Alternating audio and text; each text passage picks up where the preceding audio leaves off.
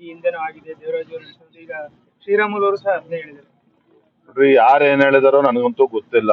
ಆದ್ರೆ ಒಂದಂತೂ ಸತ್ಯ, ರಾಜ್ಯದ ಆಡಳಿತ ಪಕ್ಷದಲ್ಲಿ ದಿನೇ ದಿನೇ ಮುಖ್ಯಮಂತ್ರಿ ಸ್ಥಾನಕ್ಕೆ ಪೈಪೋಟಿ ಹೆಚ್ಚಾಗ್ತಾ ಇದೆ. ಸಿದ್ದರಾಮಯ್ಯನವರು ರಾಜೀನಾಮೆ ಕೊಡ್ಬೇಕು, ತಾವು ಮುಖ್ಯಮಂತ್ರಿ ಆಗ್ಬೇಕು ಅಂತೇಳಿ ಅನೇಕರು ಇವತ್ತು ಕಾಯ್ತಾ ಇದ್ದಾರೆ. ನಾನು ಅವತ್ತು ಕೂಡ ಹೇಳಿದ್ದೇನೆ, ರಾಜ್ಯದಲ್ಲಿ ಕ್ಷಿಪ್ರ ರಾಜಕೀಯ ಬೆಳವಣಿಗೆಗಳು ಆಗೋದಿದೆ.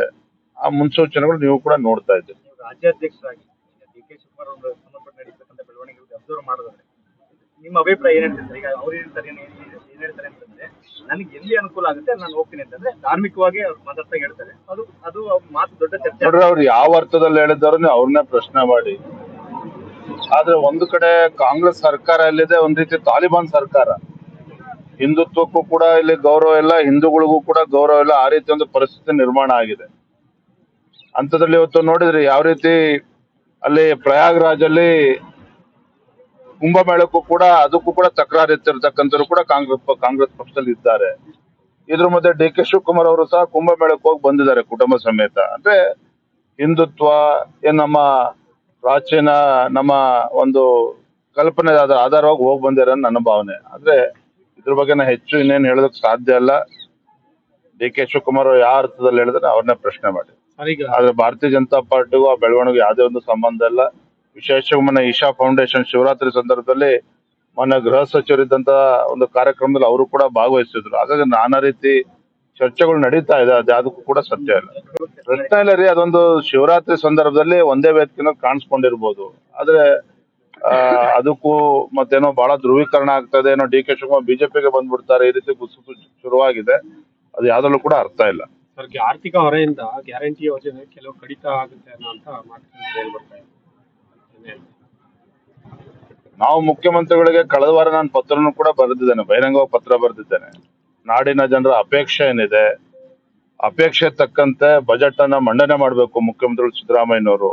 ಅದರಲ್ಲೂ ಕೂಡ ಅತಿ ಹೆಚ್ಚು ಬಜೆಟ್ ಅನ್ನ ಮಂಡನೆ ಮಾಡಿರ್ತಕ್ಕಂಥ ಕೀರ್ತಿ ಸನ್ಮಾನ ಸಿದ್ದರಾಮಯ್ಯನವರು ಸಲ್ತದೆ.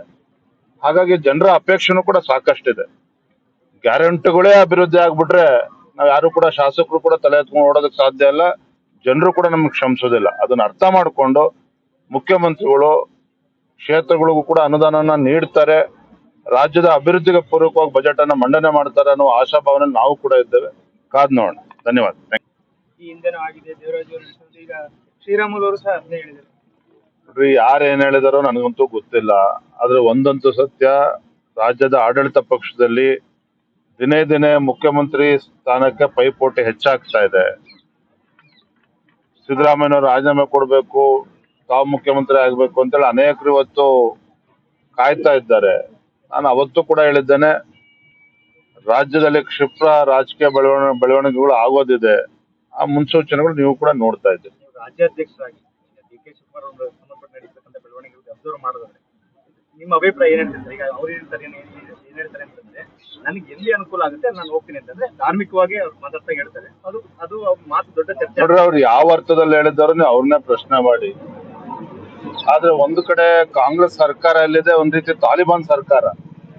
ಹಿಂದುತ್ವಕ್ಕೂ ಕೂಡ ಇಲ್ಲಿ ಗೌರವ ಇಲ್ಲ, ಹಿಂದೂಗಳಿಗೂ ಕೂಡ ಗೌರವ ಇಲ್ಲ. ಆ ರೀತಿ ಒಂದು ಪರಿಸ್ಥಿತಿ ನಿರ್ಮಾಣ ಆಗಿದೆ.